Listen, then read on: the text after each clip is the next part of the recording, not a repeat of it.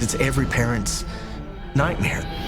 A beautiful young girl goes on vacation and disappears. I knew instantly that my daughter was being held against her will.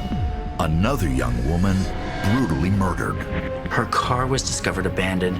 Her neck was snapped in half. One man is last seen with both victims.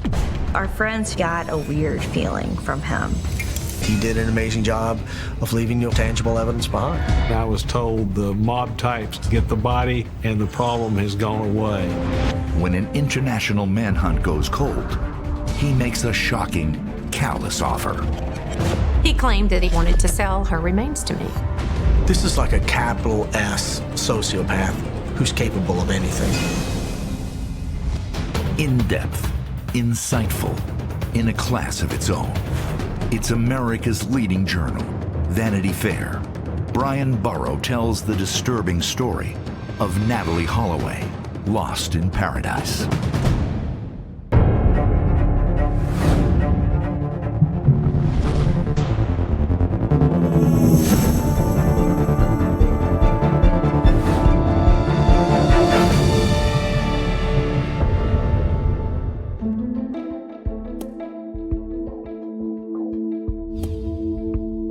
Miraflores is the most cosmopolitan area of Lima. It's an upscale area that's certainly much more Europeanized, if you will, than some Peruvian barrio. It's where you would find American tourists. Miraflores is home to 3 major casinos.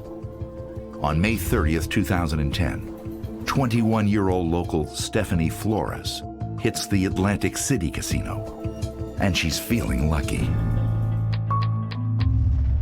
Stephanie Flores was a beautiful young girl, attractive, attending school.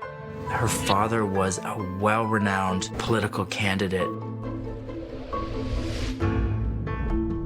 And it was late in the evening, and Stephanie had won a substantial amount of money. Clearly, when people win at a casino, word gets around, people know. The next morning, Stephanie Flores' family was deeply concerned because she hadn't returned home. It was out of character for her to not notify somebody that she was staying out with a friend. Instantly, there's panic. Her family calls the police, but they cannot file an official missing persons report for 24 hours. Quickly, the pieces of the puzzle came together. Her car was discovered abandoned not too far from the casino. Stephanie Flores' family were friends with people who owned the casino, and they decided to pull surveillance video and see what we can find. Sure enough, they see Stephanie Flores and a young, white, quite large male leaving the casino together. A casino employee recognizes the man in the video. He won a small jackpot, so they are able to track down his winning ticket. And it has his name, a name no one there recognizes. But in the US, his name is infamous. Vanity Fair special correspondent Brian Burrow spent more than 3 months sorting out fact from rumor about the man in the surveillance footage. This was a kid who thought he was God's gift to something, probably young women. Stephanie's sister-in-law Googles the name and is horrified. She realizes that he was the man allegedly responsible for the disappearance of another young girl.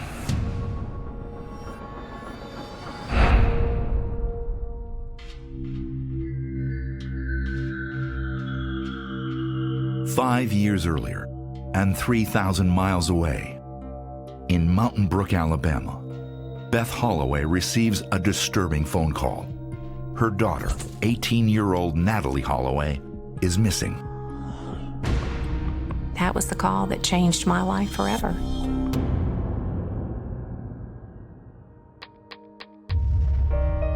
Natalie went to Aruba with her classmates. This was their graduation present. She'd worked hard, and I thought she deserved it.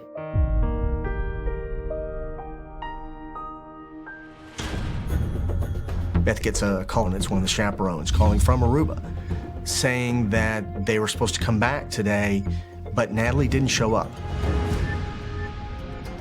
I knew instantly that my daughter was being held against her will.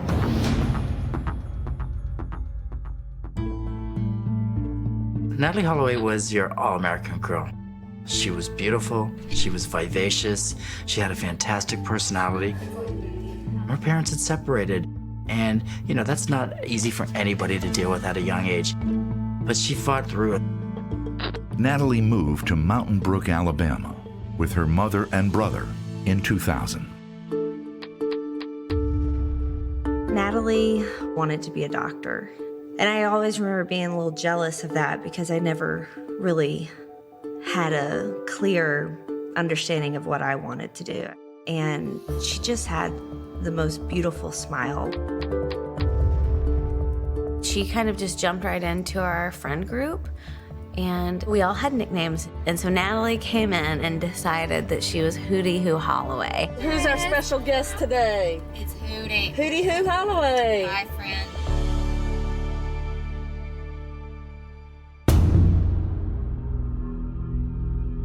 What set the Natalie Holloway story apart from any other story was it was really every American parent's worst nightmare. Your daughter's finished high school, she's supposed to be gone for a week to an island that's safe. What could possibly go wrong on an island? The chaperones and students tried to piece together Natalie's final day in Aruba. They realized she hasn't been seen since the night before. From multiple reports, Natalie and others drank an awful lot. And the sense you got was not that this was a party girl who was out late every night.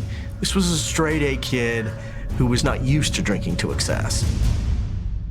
Her classmates remember seeing Natalie leave the bar, Carlos and Charlie's, with a local teenager. Some of the Mountain Brook students had told us that Natalie was seen being escorted out of the establishment by this guy. Our friends that remembered him said that he was just around all night at Carlos and Charlie's. They got a weird feeling from him. Natalie's classmates also remember two other young men with them. All four got into a silver Honda and drove away. So we had 3 men now that Natalie was last seen alive with, and we had a description of the car that she was last seen being put in.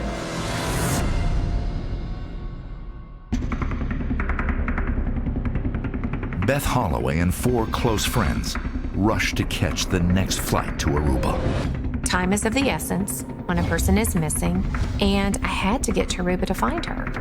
And the one thing I grabbed was her senior portrait to show what she looked like. I don't think anybody talked on that flight. And I think we all knew what was ahead of us. I just wanted my parents to tell me, it's okay, we're gonna figure this out. That wasn't the message I got.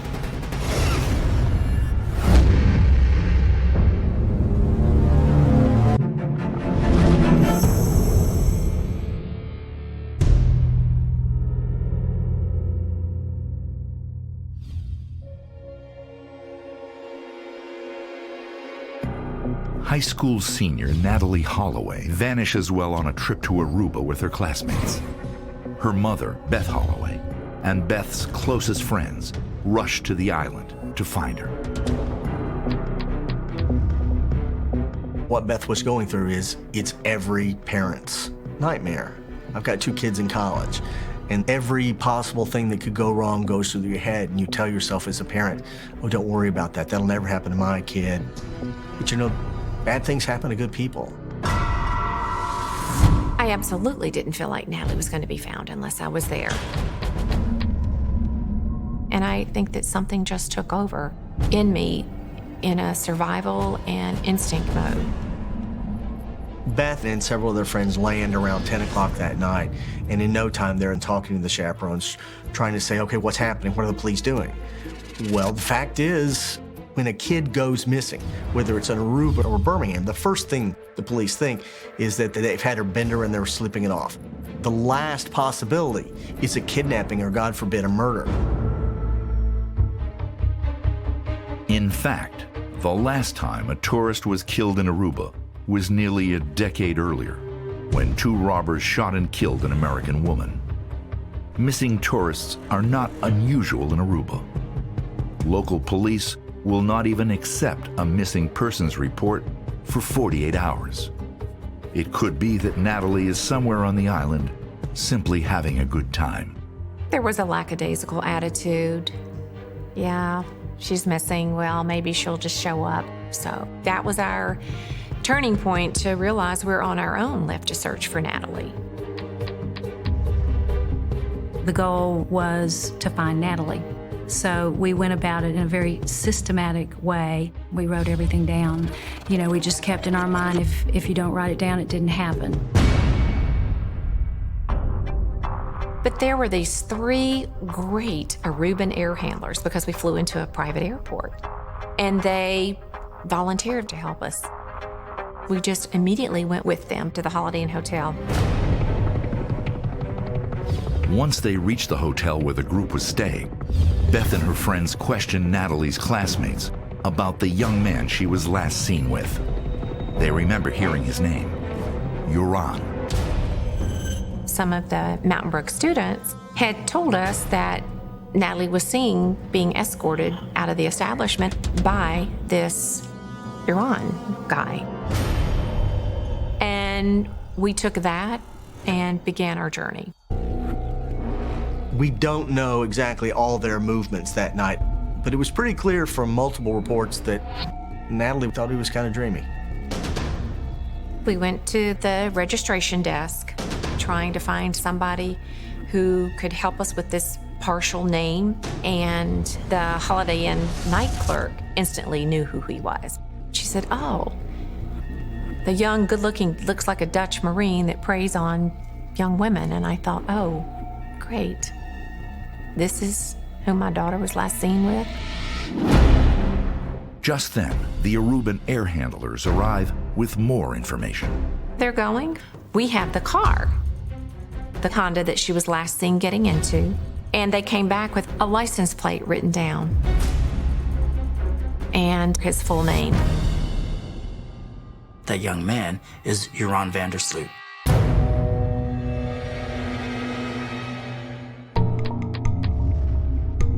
Yoran van der Sloot was born in the Netherlands and moved to Aruba. He was the youngest of 3 boys. He was a very good student because his mom was a teacher, so they were a well-known family. There's so many things you can say about Yoran, but if you meet him, you're struck immediately that he's a handsome young man.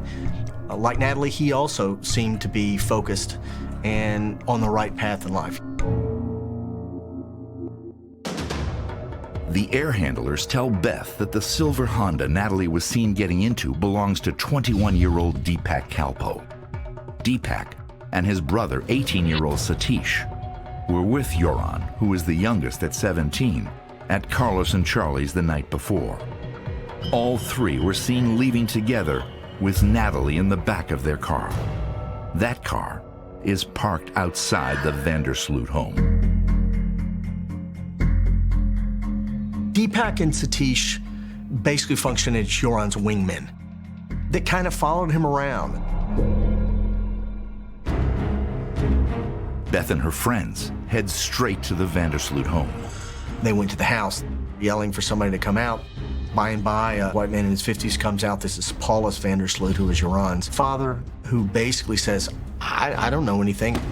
And Yoran says he doesn't know anything at all. But it begins to turn. He's saying, oh, yeah. Like, oh, yeah, I remember her. Yoran claims that he and the Kalpos drove Natalie to a lighthouse on the northwest tip of the island. He says she wanted to see sharks. He did not paint a great picture of Natalie. He said that she was very, very drunk. He said that she called her mother Hitler and that she wanted to have sex, and that they had engaged in oral sex. But that she was so drunk, they ultimately had to take him back to the hotel. All these lies about Natalie, about her mother, and they just weren't true. And it just made me angry. The way that evening actually ended was Joran volunteered to take the group back to the Holiday Inn and point out the security guards who had been the last person in his story to have seen Natalie. Joran elaborately goes into great detail of how she got out of the car, she fell, stumbled, fell, hit her head, but these two security guards came to her, helped her up, and took her inside the Holiday Inn Hotel. He walks around the lobby, they try to identify the security guards, and he can't. He says, the guy's not here. So it was a dead end. That's where he said he left her. So what do we want to do? We want to see the surveillance footage from the hotel. Hotel employees agree to let Beth and her friends watch the lobby security tapes from the early hours of May 30th. As the tape started to play and it was nighttime on the screen, we just had every hope that we were going to see her come through that lobby entrance. My adrenaline was so high, and I felt so passionately that we were going to have an answer by sunrise.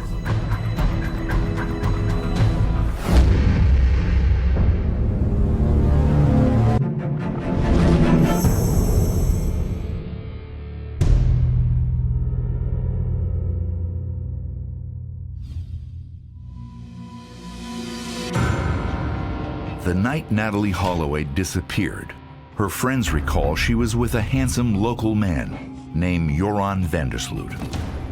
They were last seen leaving the bar together with Joran's friends, Deepak and Satish Kalpo. The initial story that we were told was that they had brought her back to the hotel and dropped her off. However, surveillance video from the hotel did not match up with the stories, and that story quickly fell apart.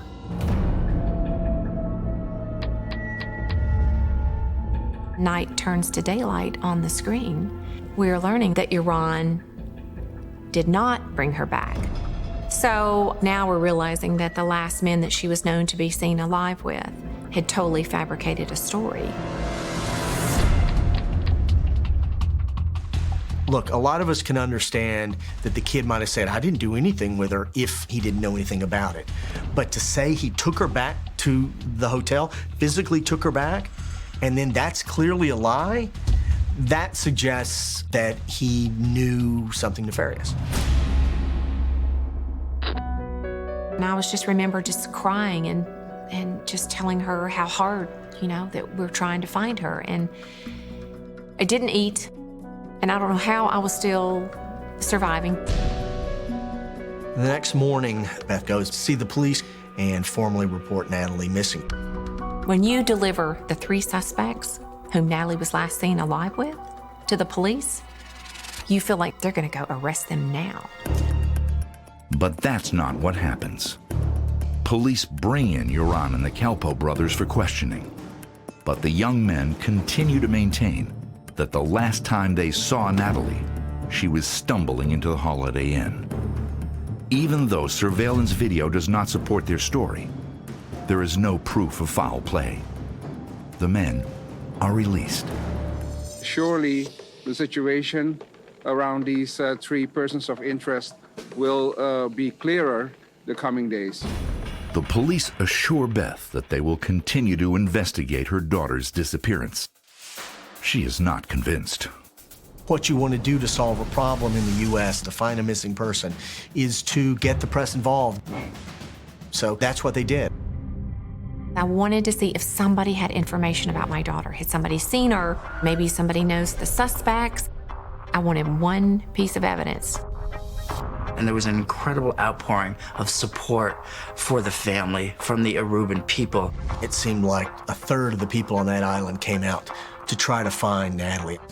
You didn't have to be from Birmingham, Alabama to understand what Beth was going through. A massive search of the 70-square-mile island is underway. Tips begin to pour in. One of the most promising tips early on comes from Gardner at a large estate. And he told of driving across the island in the middle of the night that Natalie disappeared, and coming across 2 or 3 young men near a pond. While the local police conduct a full investigation, an American private investigator volunteers to help chase down the new lead. Private investigators call this witness extremely credible. This witness destroys the timeline of their alibi. There's no way they could have been home and in bed by 3 a.m. if they were in that field behind the racket club at 2:45. And so this little 5-acre pond becomes the site of international speculation.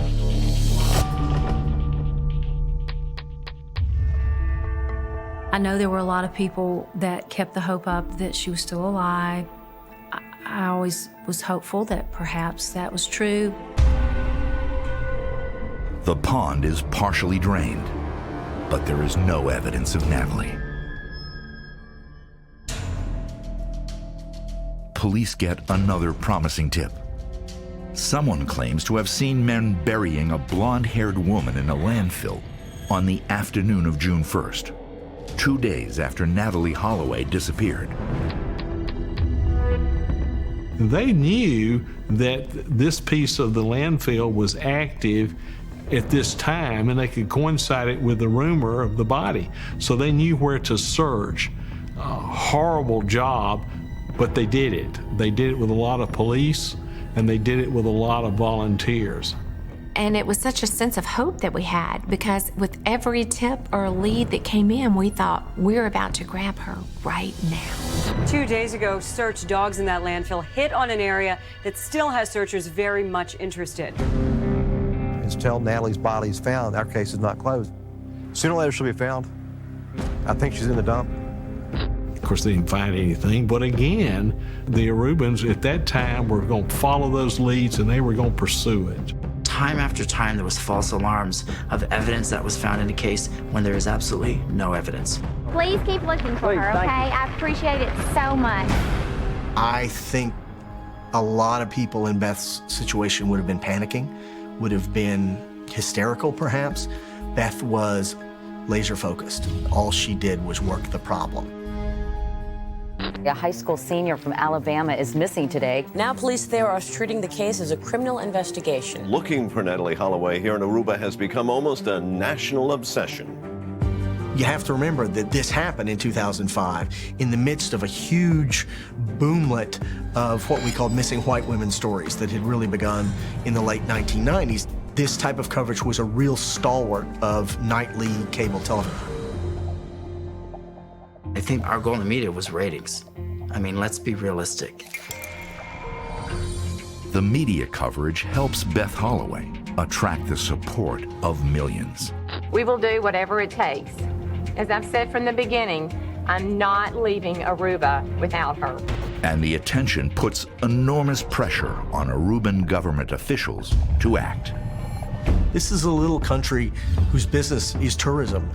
And so there's an increasing state of genuine alarm that, geez, this woman is wrecking our business, our livelihood. My worst nightmare is these individuals will walk and we will still not have any answers. They're doing what they can to solve this case. That's what we have been assured. It's going to be up to the governments to put enough pressure on these individuals to divulge the information. They know where my daughter is.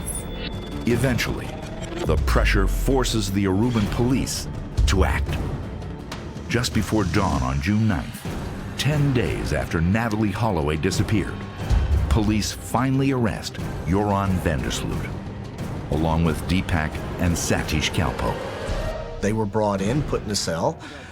No charges were immediately filed. And they basically sat in the cell while police attempted to question them. In a situation like this, what you expect to happen is the camps to divide. The Kalpo brothers on one side and Joran Vandersloot on the other side. In that process, the stories quickly changed. When law enforcement had to tell me that there was a possibility that Natalie was no longer alive, it was like a bullet in the gut.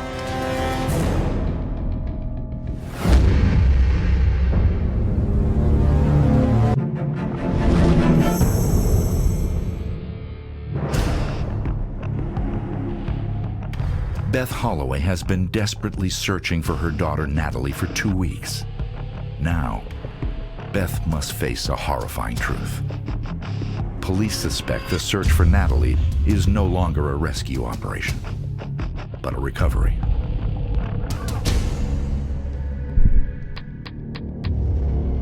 You can't describe the horrific nature of looking for your daughter in a foreign destination and having to realize that your daughter is no longer alive. It's horrific and it's maddening to have to experience that. Things really began to take a turn when stories began to circulate that cowpost had turned on Iran. The story then became that the Calpo brothers went to the beach with Iran. They went home and left him there with Natalie. He claims he got tired and walked home and left Natalie at the beach by herself. Changing stories suggest guilt. And I think most of us believe that Iran was responsible for her death. He did an amazing job of leaving no footprints or tangible evidence behind. Weeks pass as Joran van der Sloot and the Calpo brothers remain in police custody, but no charges are filed. Frustrated, Beth Holloway reaches out to Harold Kopis, an American private investigator, to help find some answers.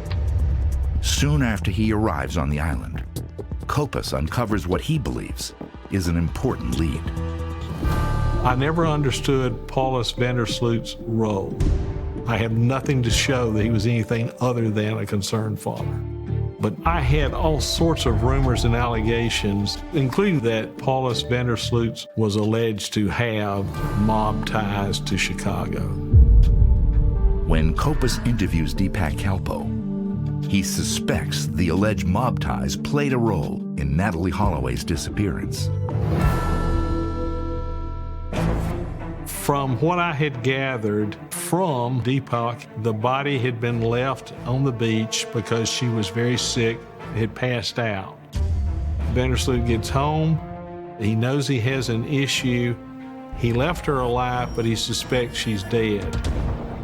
Tells Daddy. Daddy says, whoa, let's go find out. And that's when I was told the mob types go out, get the body, put it in a fisherman's cage, drop it off the reef, and the problem has gone away. The main thing I kept thinking is this woman vanished on an island in the middle of the ocean. If she was killed, her body was likely no longer on the island. The investigators started searching the waters off where the fisherman huts were. And they had a few hits, but nothing that had produced anything. Investigators look into the allegations. Despite rumors of mafia ties, they are never able to find any concrete evidence linking the mob to Paulus van der Sloot or Natalie's disappearance. Ultimately, Joran's father is cleared of any wrongdoing. Weeks pass. Aruban officials remain tight-lipped about the case. Beth Holloway and her friends are extremely frustrated. They don't understand that they're dealing with a different system. In Aruba, the police want to take their time and observe suspects in case they may be trying to cover something up. And this is just utterly alien to what Beth and her people want, expect, and demand. They expect that Iran and the Calpos will be dealt with summarily, and they're not. It is now that I ask the world to help me. The fact that Beth held it together emotionally in the public eye is, to my mind, testament to her character. On an island where the majority of citizens are Catholic, religious memorials are common. One morning, Beth Holloway is on a local hill adorned with several crosses. I just fell to my knees at the cross and was praying and just crying and begging for God to give her back. And in that instant, I knew that Natalie was with God. You know, I understood. I understood that, you know, her Heavenly Father, He wrapped His loving arms around her and cared for her through that ordeal. I knew that she was probably no longer alive. On September 3rd, Joran van der Sloot and the Kalpo brothers are released from jail. They are not formally charged with a crime. Everything was building until that point. And all of a sudden, in an instant, all three were released. And it was just shocking to us. I was surprised they even stayed in jail that long. They could never take this case to trial. Again, they have no body, there's no evidence. They would never have gotten a guilty verdict in this case. The next day, Beth Holloway leaves Aruba, more than 3 months after her daughter disappeared. Over the next few years, Joran van der Sloot stays in the public eye. He releases a book called The Case of Natalie Holloway in 2007. In it, he maintains he had nothing to do with her disappearance. And he submits to countless interviews for a fee, providing one lurid tale after another about his night with Natalie Holloway. Look, among the many things that one suspects strongly about Joran is that he's an extreme narcissist and that he loved the attention at some level, especially once he realized he was at precious little risk as long as he didn't self-incriminate.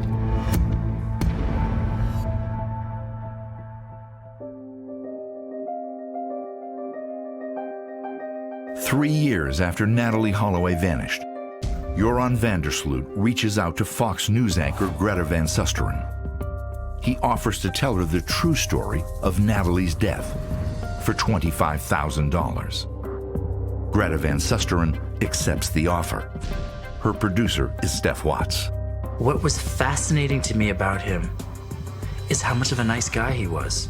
And I had to constantly remind myself that this man has potentially murdered Natalie Holloway, because he was as nice as day.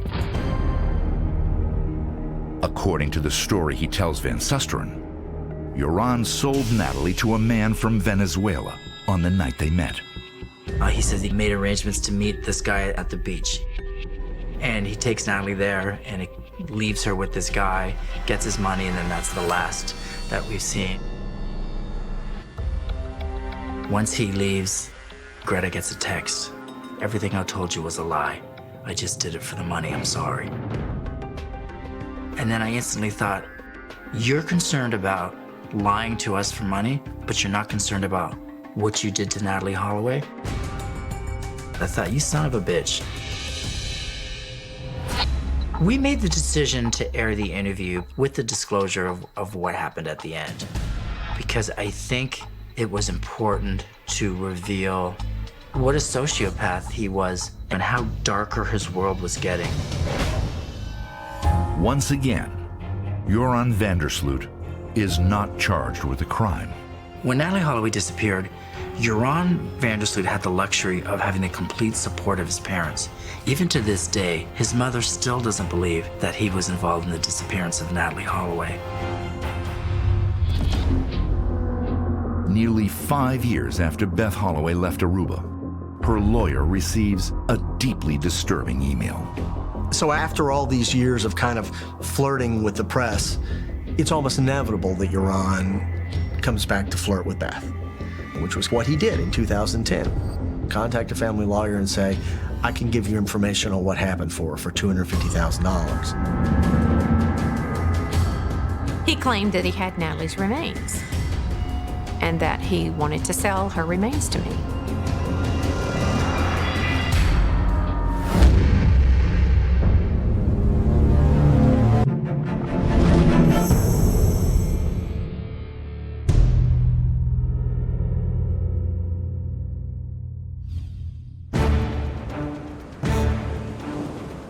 In the spring of 2010, nearly 5 years after her daughter disappeared without a trace, Beth Holloway's attorney receives an email from the main suspect in her case, Joran van der Sloot. He offers to reveal where he left her daughter's body. But the truth, he says, will cost her $250,000. Did I think I was actually going to find Natalie's remains? No. Did I ever think I was going to give him $250,000? Hell no, because I knew he was a killer. If you can get the FBI involved, if you can get a federal indictment, you can go in and try for extradition. If the FBI can catch Joran van der Sloot in the act of extortion, accepting payment for information, they could have a case that could be tried in an American court. FBI agents coordinate with local officials and record the conversation between Joran van der Sloot and Beth Holloway's attorney, John Kelly. He tells yet another version of what happened, and again, it's at the beach. He claims that Natalie Holloway didn't want Joran to leave. He claims that they got into a little bit of an altercation and she hit her head and died. He panics and calls his father. His father comes down and helps him with the body. Joran said that the body had been disposed of at a house under construction. Joran took him to the house, showed him the place where he claimed the body was, and Kelly gave him a portion of the money. When police follow up on Joran van der Sloot's claims, they discover this confession is just another hoax. The house he said was Natalie Holloway's final resting place was not under construction at the time she disappeared. This is like a capital S sociopath who's capable of anything. I mean, if you could do what he did to Beth, knowing what she'd been through, he's just a sociopath, maybe a psychopath. The FBI was on the ground in Aruba, and we felt like we had things in place in order to arrest him once this transaction happened. I don't know why he was not arrested at a certain given moment while this was all happening, but he wasn't. FBI officials declined to speak about the case because it remains an open investigation. In a statement, they cite the complex nature of international cases as the reason for the delayed arrest. You know, you can imagine my shock on my end. I'm thinking, this isn't supposed to happen. I mean, we're supposed to have him arrested.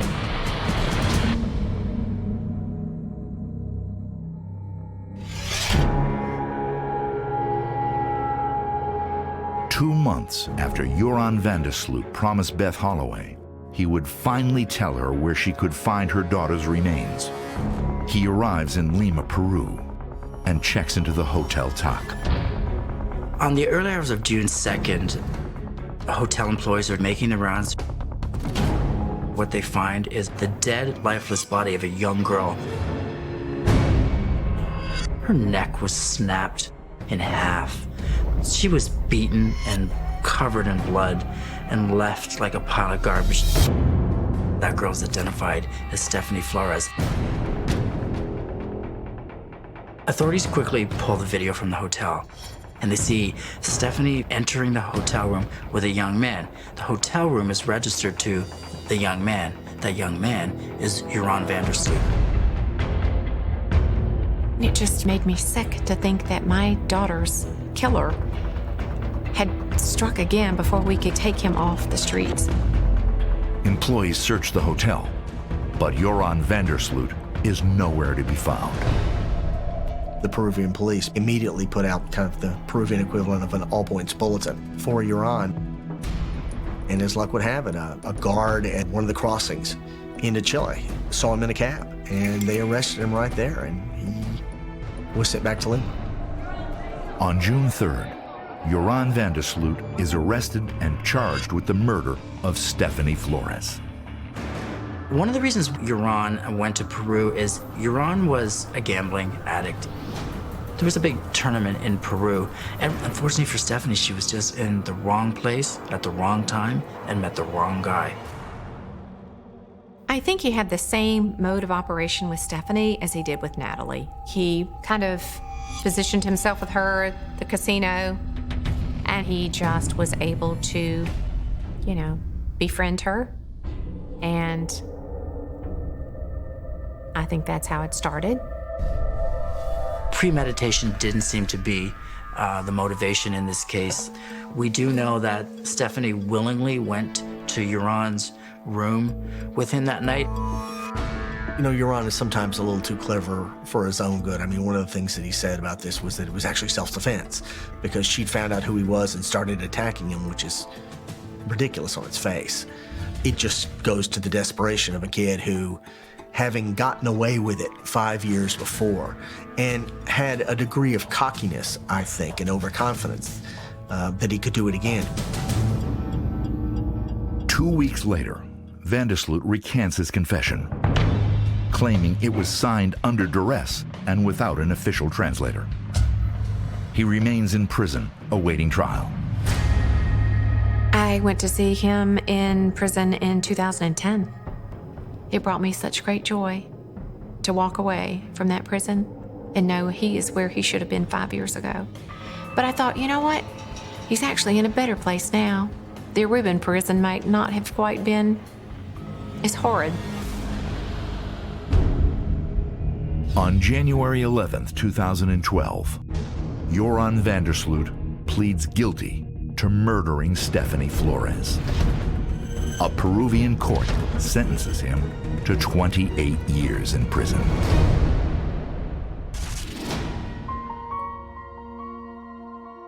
Will the truth ever come out about what happened to Natalee Holloway? We've heard so many versions of the story that if it did come out, would we believe it? I think most people believe we'll never know what happened to Natalee. The Flores attack was blunt force trauma. I don't even want to think about what that says about what happened with Natalee. The details of what happened to Natalee, it doesn't matter to me right now. That doesn't. Really what matters to me is justice being served for Natalee. I just take comfort knowing that her killer is sitting in prison. That gives me great comfort.